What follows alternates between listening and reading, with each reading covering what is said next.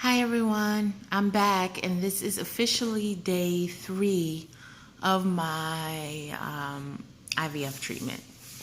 So the first day, which I did record that day, doing the shots weren't too bad. I had to watch the videos a few times. I did 125, I think, milliliters of follistim and 75 units or milligrams or milliliters of something called Menopur. Mixing them wasn't too bad. I had to inject the needles and mix everything and put everything together, and I was able to do that. My husband assisted, but he is a little more squeamish than I am when it comes to these things. Like, I have no problem injecting myself with the needles. I have no experience doing it. I've never had to do it for anything before, but I have no problems doing it. I mean, I don't love doing it, but if it's something I have to do, I have no problems doing it. The next morning after the first shot, I felt fine. The shots themselves were okay. I mean, you're sticking the needle. It's not like it tickles. It's a little uncomfortable. You feel a little pinch. And I actually made a mistake with the Menopur. I used a 22 gauge needle versus a 27 gauge needle, and there's actually quite a difference, which I didn't know. Let's see if I can show the difference while I'm talking to you. There's actually quite a difference in the size of the needle, and I should use the 22 gauge needle, and I ended up using the 27, and even with that, despite that, I was able to do it. So when you do this, you get a sharps container, and you're supposed to put all of your used needles in the sharps container so that you can have them discarded at a later date. So just so you can see, this is the 22 gauge needle that I accidentally ended up using. I should have used a 27 gauge needle. I did use this, and it was fine. I mean, again, it doesn't tickle, and it's a little bit of a thicker needle. I don't know if you can see how thick. It's pretty long, and as opposed to the 27 gauge needle. Let me see if I can show you very quickly. Sorry, I'm actually taking them out of the sharps container so I can show you, which is not something you're supposed to do. But as long as I'm careful, and it should be okay. So the 22 gauge needle is this one, or the 27 gauge needle. So you see there's quite a difference in the size, the length, the thickness of it. Sorry, hand sanitizer. I'm just going to move that out of the way because you have to constantly wash your hands and all of that when you're doing it. So, yeah, there's definitely a difference in the length of the needles. And, this is what I use for the Menopur. So, injecting that. And it's a similar size needle for the follistim. So, not too bad. Again, it doesn't tickle, but especially that 22 gauge needle, which was the really long one I just showed you. But it's fine. I mean, you do what we have to do.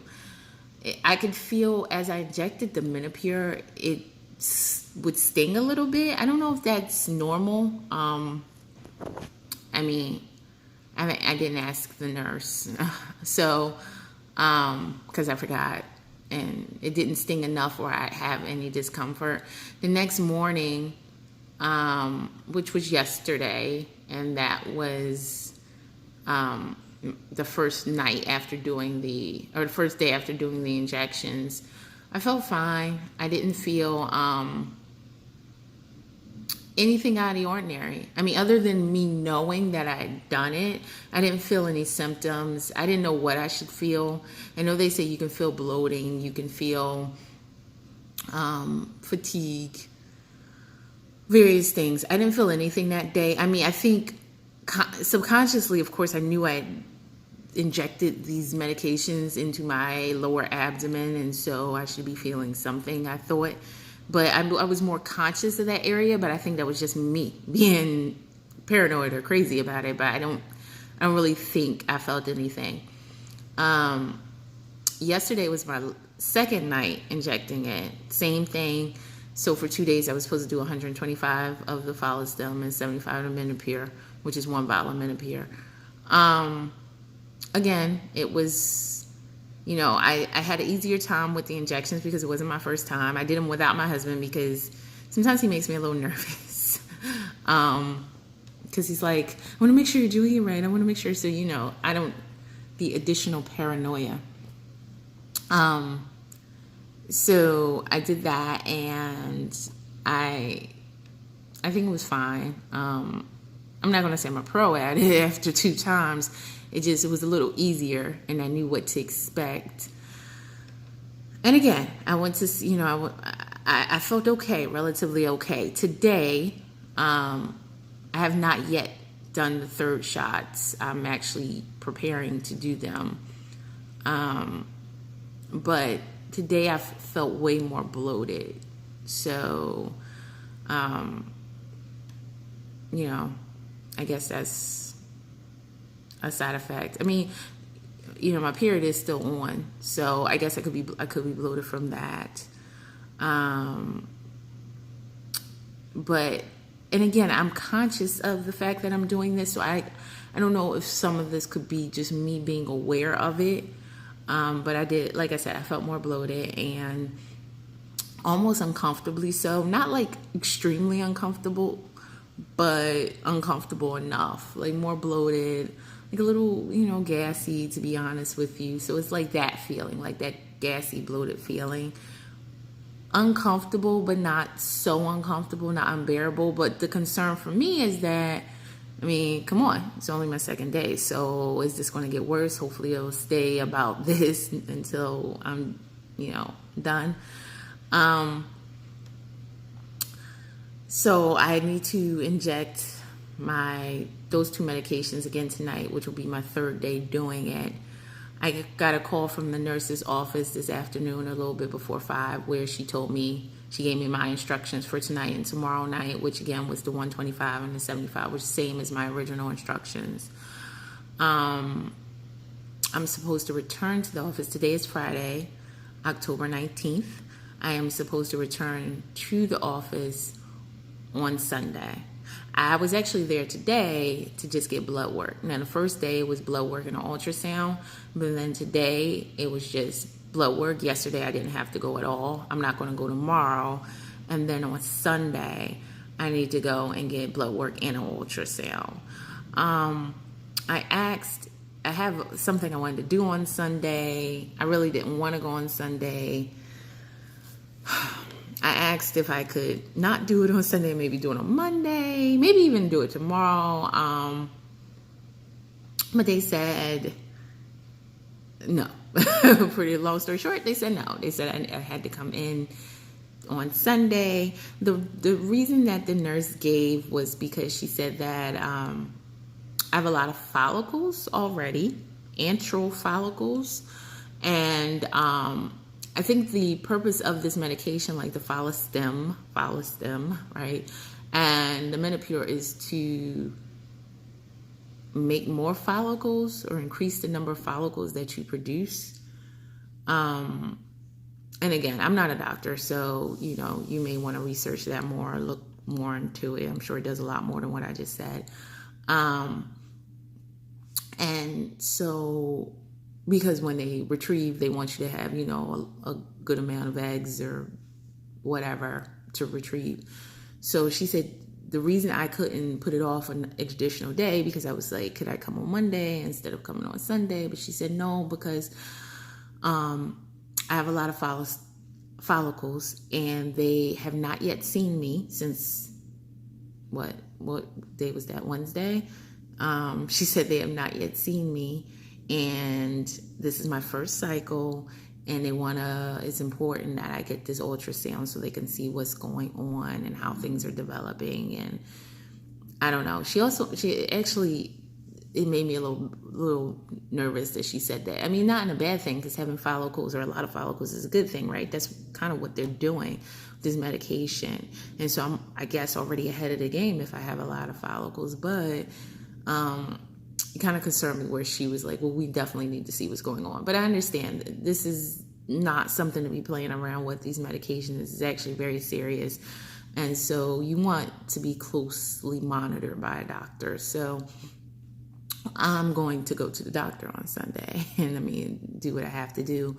Any other thing, I'll have to reschedule or figure out something else. But yeah, I mean, that's where I am so far. I have been very tired too, and I know fatigue today mostly, just really tired. So this means it's been a long day though, because I've been getting up early to go to the doctor on the days I've been going. I've been getting up very early and getting there. You know, they do it between 6:30 and 8:30 a.m. So I'm getting there at like 6:30, and then I'm going straight to work, and then, you know, so it's just tiring. And so that I could just be tired from that. But I know when the potential side effects of the medication is also fatigue. But overall, I'm okay. You know, I still don't think I've accepted the fact that at the end of this process, you're supposed to be pregnant, right? Like, that's the goal. That's the reason to do it. And I don't, that hasn't hit me yet. I mean, I'm saying the words, I know that's the fact, but it hasn't really hit me that's, you know, if this goes well, that's what happens at the end. They made me fill out something called an embryology questionnaire. And on that questionnaire, they asked, you know, how many cycles have you done in the past at other centers and things like that. I haven't done anything, so 0 for anything for me. I haven't tried this before. I haven't had unsuccessful cycles. I haven't been pregnant before. I haven't had miscarriages. They wanted to know if I wanted something called ICSI, I believe it's spelled, which is where they use a medical process to insert one sperm into the egg. And I think that's usually involved if there's something wrong with the semen or the sperm, if like it's a low sperm count or the motility or whatever, some other medical terminology. And in that case, they'll use ICSI to help. My husband's sperm count was fine and there was no issues. From what my understanding is, who knows? I mean, last time he was checked was maybe like 8-9 months ago, but I don't know. But I said they can do ICSI if they feel it's what's best. I mean, I don't know. They're medical professionals. You can choose whether you want it, whether you don't want it, or to put it in their hands. And I decided to put it in their hands if they think that's what's best, based off of what they're seeing when they have the eggs, to decide for themselves. Another question was whether I wanted to do cryopreservation, and I do. So cryopreservation is essentially after the embryos, in my case would be after they do the retrieval, and they'll fertilize the eggs with the sperm and they become embryos, and then, you know, they grow them or whatever for a while, and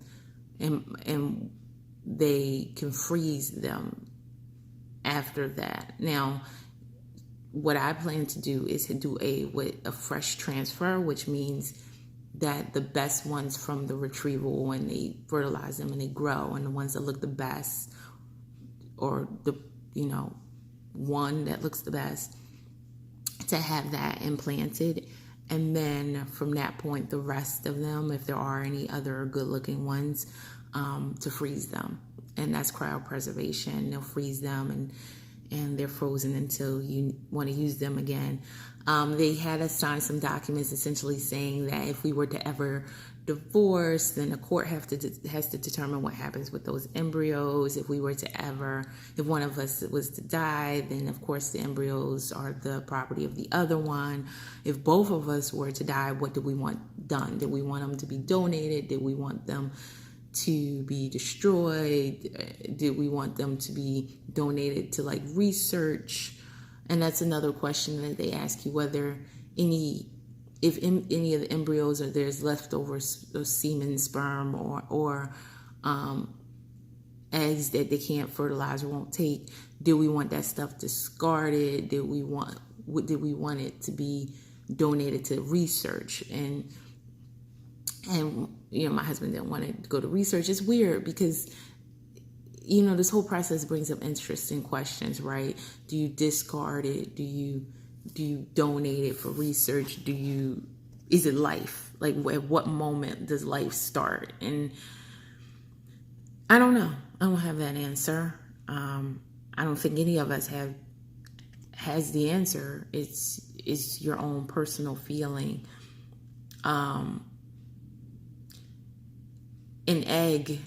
An unfertilized egg is, in my mind, not life, and if it's left over, get destroyed. If it's not fertilized, with your period, it wouldn't be fertilized. So I have no real attachment to that. I don't want it going to science per se, even though I know it can help future developments and people. But I don't want this to be like a HeLa cell situation, Henrietta Lacks, in case you don't know who that is. So Google it. So I'd prefer they destroy it, or tell us they would destroy any leftover sperm or semen. Embryos, though, are fertilized, and you could think that that's now life. I don't know. Again, I'm not qualified, and I don't know who's qualified to actually say whether it's life or not. But we decided that we would want to destroy it in that situation, so that it's not, I wouldn't want it used in another pregnancy for someone unless I consciously make the decision to donate them, and I don't necessarily want them being used in science experiments, even though I completely understand that there's a benefit for that. But again, this is a personal choice.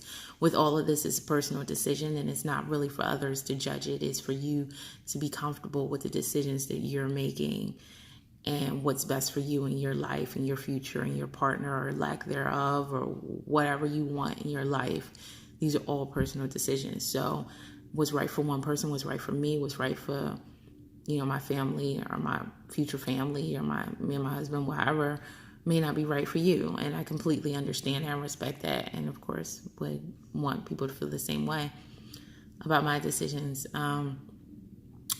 But it was interesting on the form, it said, well, if we have leftover embryos that are frozen and they are not utilized by my 55th birthday, which is 20 years from now for me, then we need to either move them somewhere else because they can't be stored there anymore, authorize them be destroyed, or donated to another couple who, maybe, I don't know what the situation is with that. And I don't know how I would feel. Check back with me at 25. I'm 55, excuse me.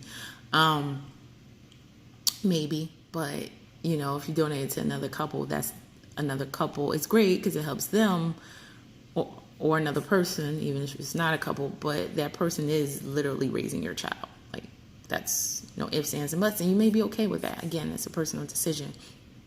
I don't know how I feel about that. Luckily, I don't have to make that decision for another 20 years.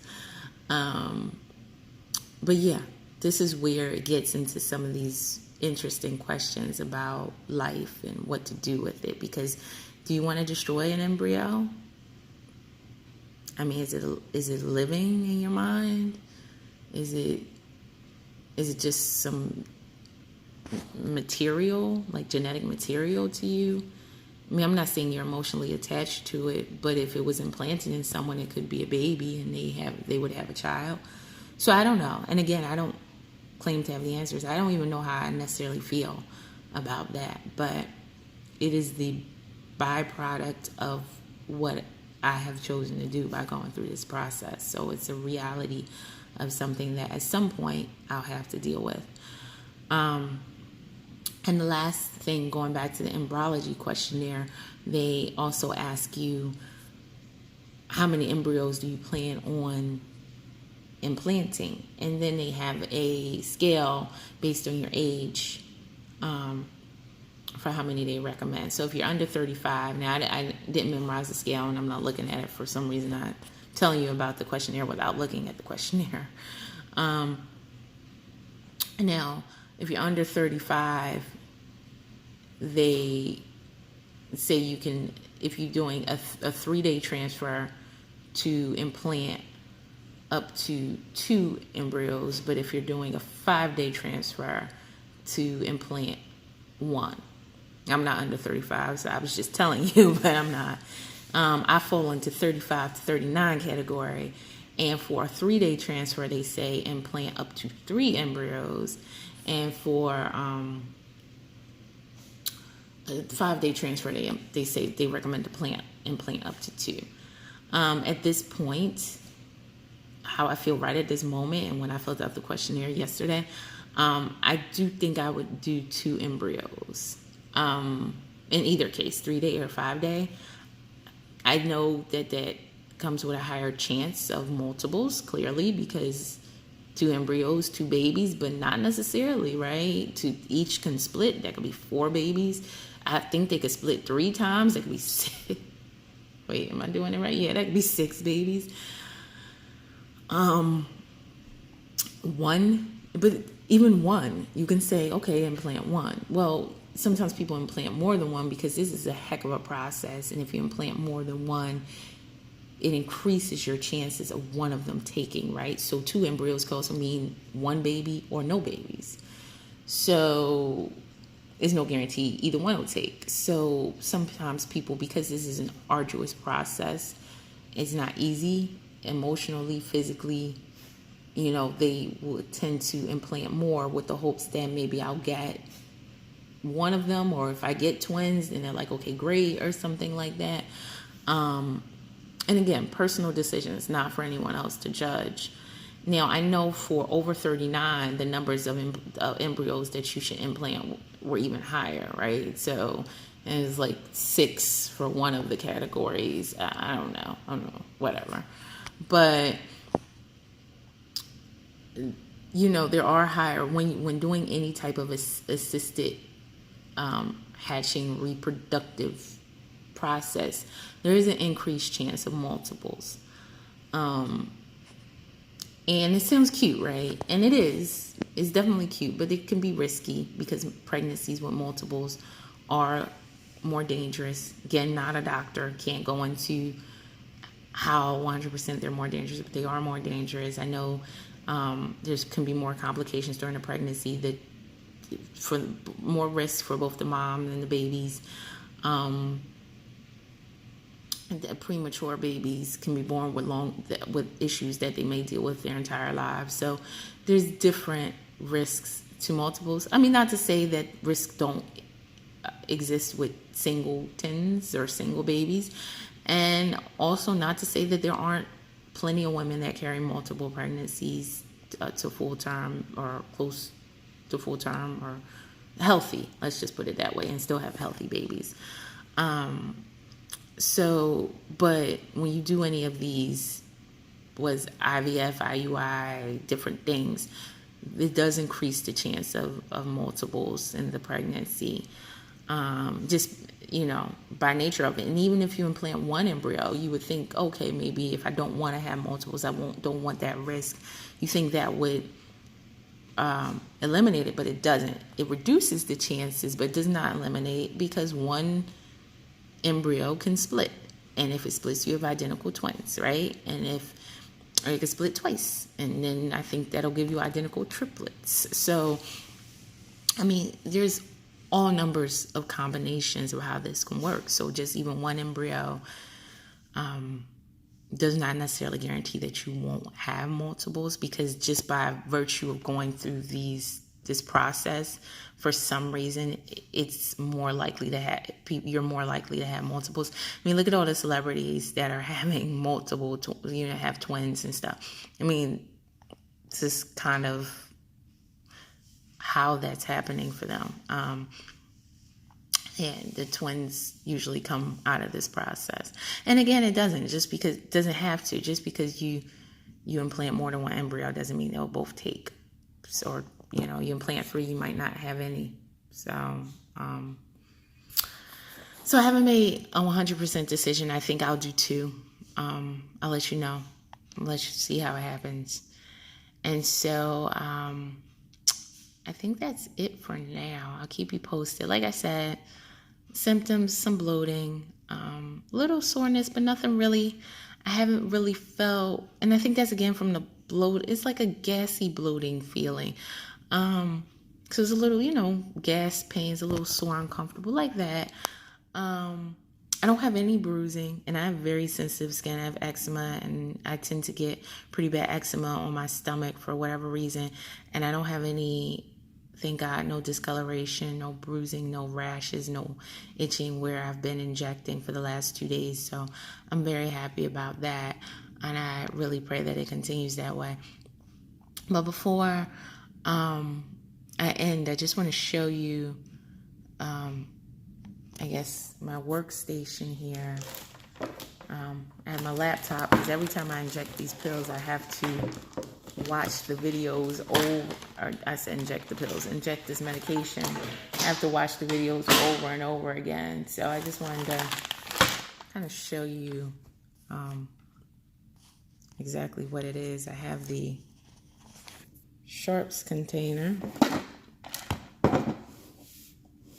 and my different medications. You can see here all laid out.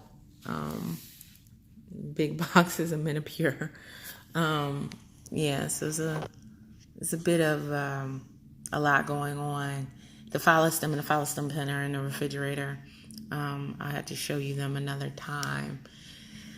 But yeah, it's I don't really want to touch them because I haven't thoroughly cleaned my hands since I'm holding a cell phone. It's just, you need to think about it, right? Everything is like, before you do this step, wash your hands, use alcohol pads, swab this with alcohol, use hand sanitizer. Like, it's no joke. So it's all a little nerve-wracking. If you're used to this or you have some sort of medical background, you might not be as nervous as I am, but I don't. So it's all really